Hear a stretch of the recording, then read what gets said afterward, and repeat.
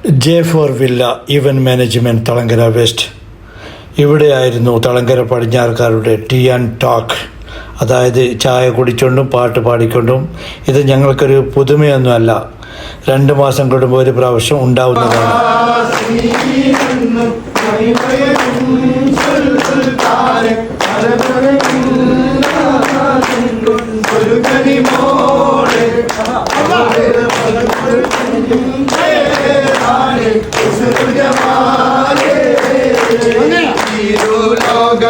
ജയമണി നബിയുള്ള ഇതും വന്നേ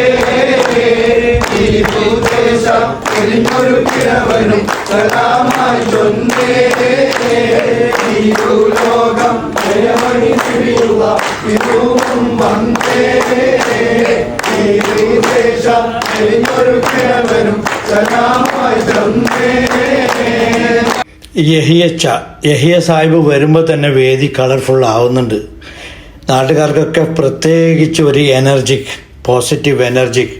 അസ്ലം പടിഞ്ഞാർ ഒന്നും പറയണ്ട.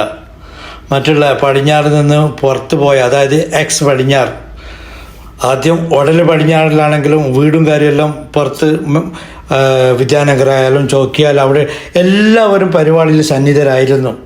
അത് പറയാതിരിക്കാൻ വയ്യ. പടിഞ്ഞാറുകാരുടെ ഒരു ഗെറ്റ് ടുഗെദർ, ഒരു കൂട്ടായ്മ, ഒരു പരിപാടി വെച്ചെങ്കിൽ എല്ലാവരും ഒന്നിക്കും.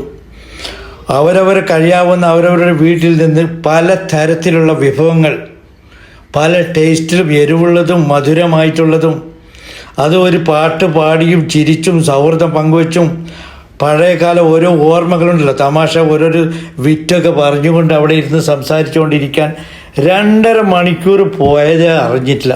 രാവിലെ 7 മണിക്ക് തുടങ്ങിയതാണ്. എല്ലാവരും കണ്ടില്ലേ, കയ്യിൽ വരുമ്പോൾ ഒരു പൊതിയുണ്ടാന്ന്.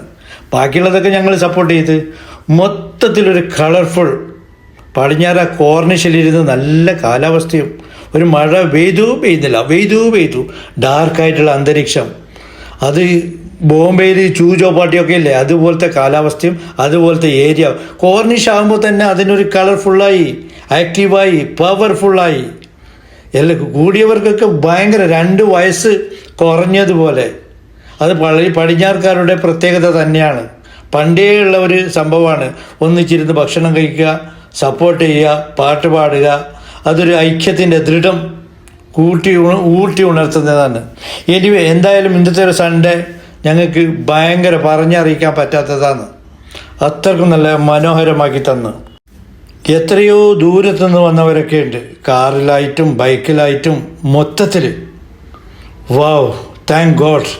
ഇങ്ങനെ തന്നെ ബന്ധം നിലനിൽക്കട്ടെ എന്ന് നമുക്ക് പടച്ചറപ്പിനോട് പ്രാർത്ഥിക്കാം. സ്നേഹം വളർത്തട്ടെ, എല്ലാവർക്കും നല്ല ഐക്യം തരട്ടെ. വാവ്. ഇത് സംഘടിപ്പിച്ച ആൾക്കാർ, ഇതിൻ്റെ പിന്നിൽ പ്രവർത്തിച്ച ആൾക്കാർക്ക് ആദ്യമായിട്ട് ഞാൻ നന്ദി പറയുകയാണ്.